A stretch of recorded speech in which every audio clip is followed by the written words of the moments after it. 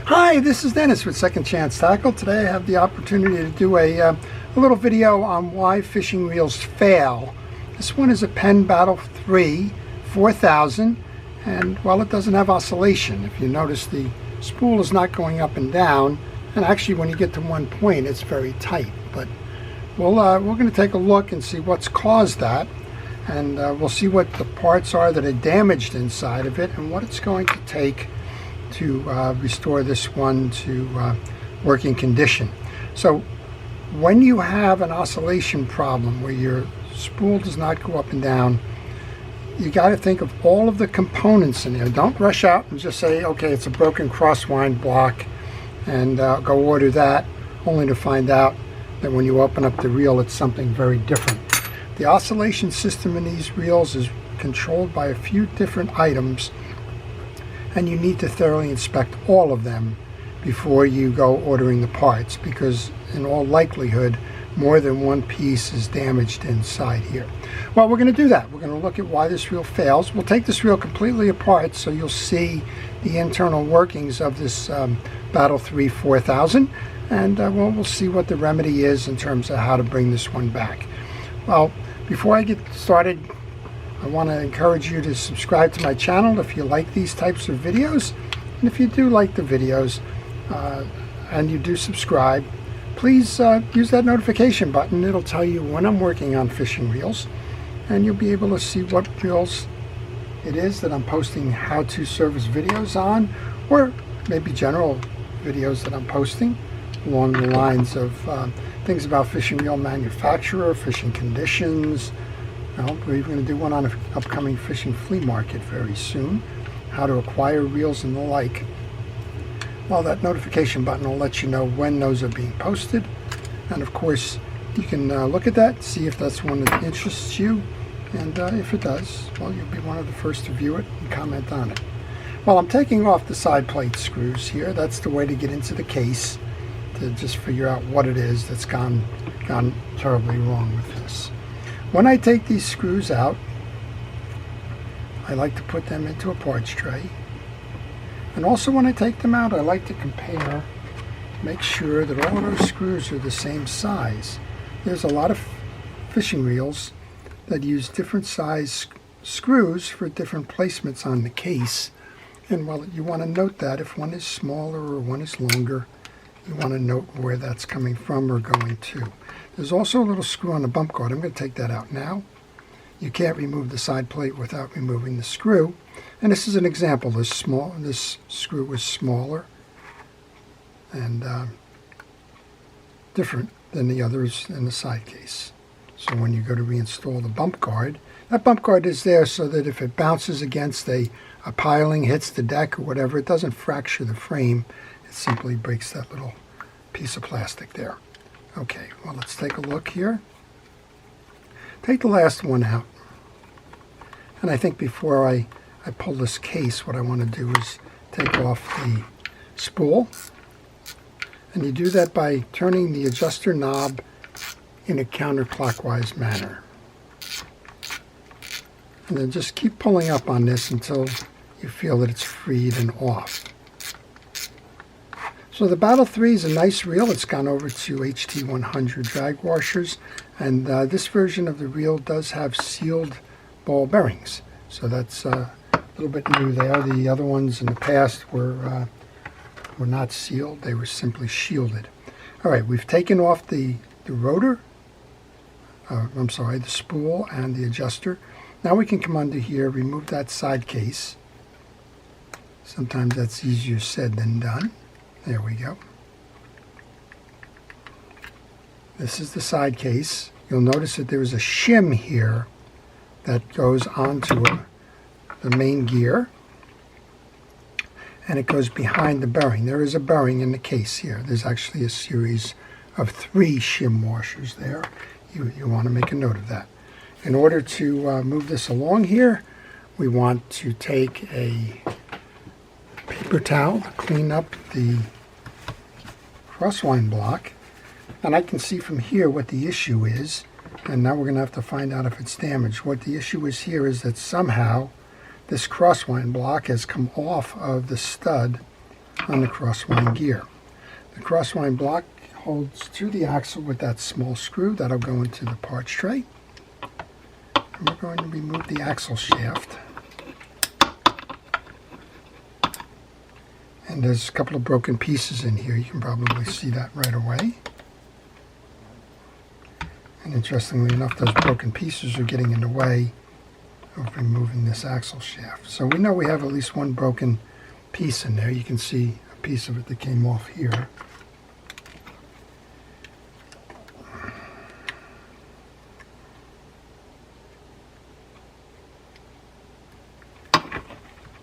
And you should be able to pull up and out on this axle shaft, but we're getting stuck on something here.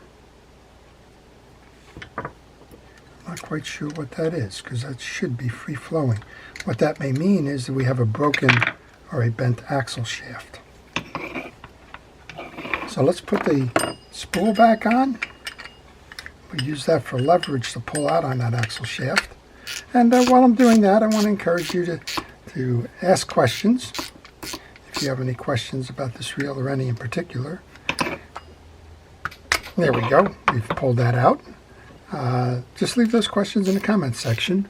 I will try to answer those for you. All right, well, I'm just going to remove that axle shaft now because we want to test that axle shaft. There's a chance, because of the way that this thing came apart, that that axle shaft may be bent and may need to be replaced. Okay, here's what we were saying about the pieces. So this is your crosswind block. It's the piece that's broken.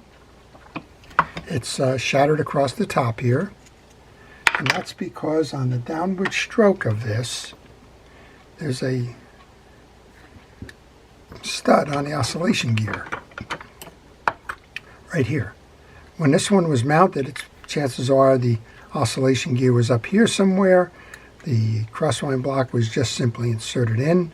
The axle shaft came down, and well, as soon as this rotated around, that little stud has nowhere to go, and it lands on the top of that crosswind block and breaks it.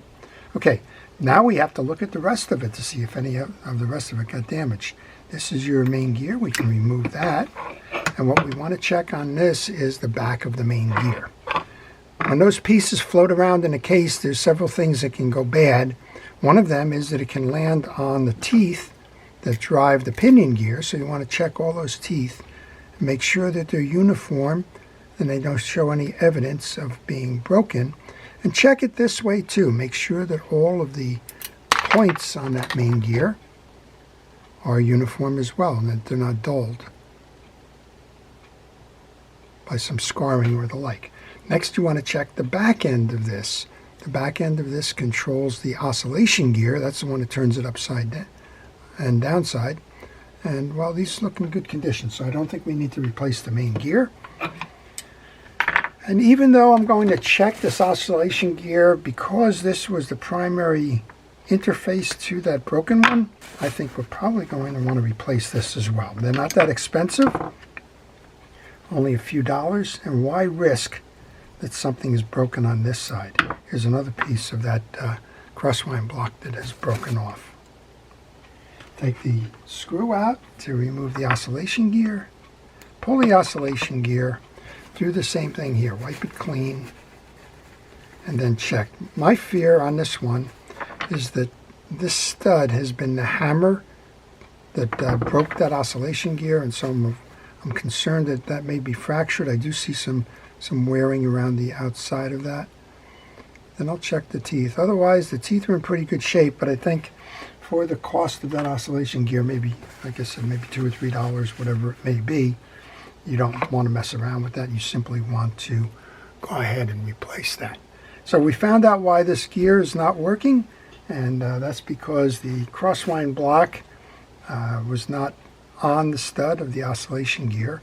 And the last part we want to test right now, take the axle shaft and you want to run it through the inside of the pinion gear. This is your pinion gear. Now when I go to rebuild this reel, I'll take the whole piece off. But for now we want to test to see if all of that activity there may have caused this to bend.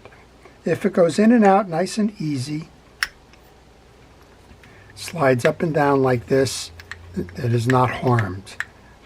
So we can go ahead and we can just go order the oscillation gear and the crosswind block, wait for those to come in, and we'll continue with this. We'll service the reel, get it back to working, and it'll be a lesson learned in terms of why fishing reels fail. In this case, it failed because the stud on the oscillation gear was not meshed with the inside slot of the crosswind block. I don't know how that happened. I don't know if somebody was in there. That would be my primary guess, but I can't say for certain. Okay, well, we're going to let this project go at this point, but this is the video's purpose on this one is why these fishing reels fail. That's why it failed. I did say we could take a complete look at this reel. So let's just go up top for a moment. I'll show you the inner workings of this so that if you are servicing this reel and you're using this reel as your primary reference for the Penn Battle III 4000, well, you'll get the extra added bonus of seeing this. Okay, we want to remove the rotor and tie-down cap nut. This is your rotor nut. This is your tie-down cap. And interestingly enough, I didn't see a screw here. So now that's telling me somebody's been inside this reel, and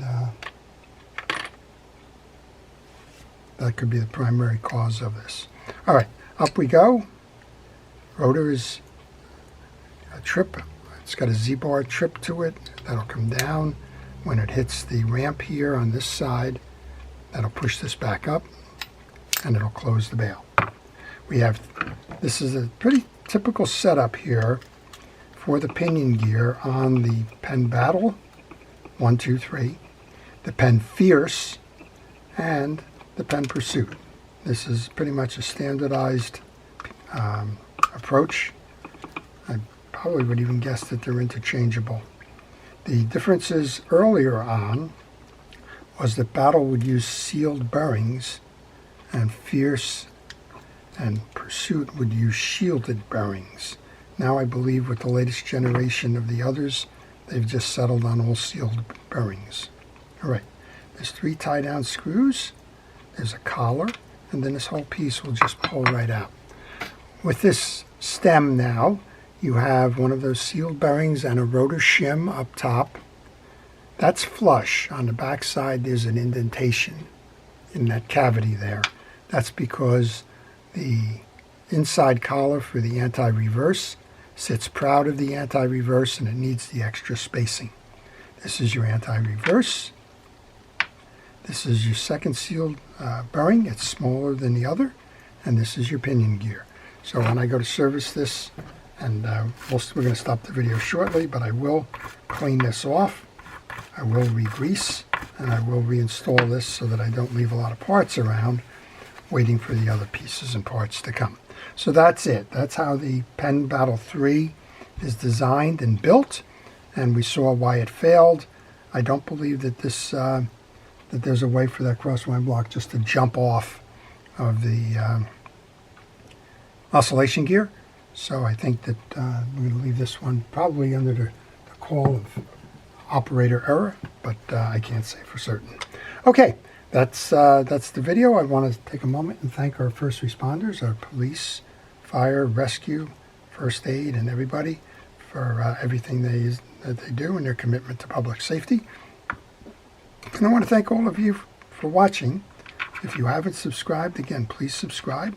If you want to see more, well, best way to do that is hit that notification button, and you'll see when I'm posting videos like this one.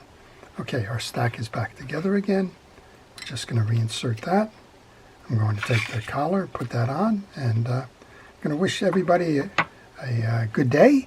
And we'll be back after the parts come to finish the service of this reel. This is Dennis with Second Chance Tackle. Thanks for watching.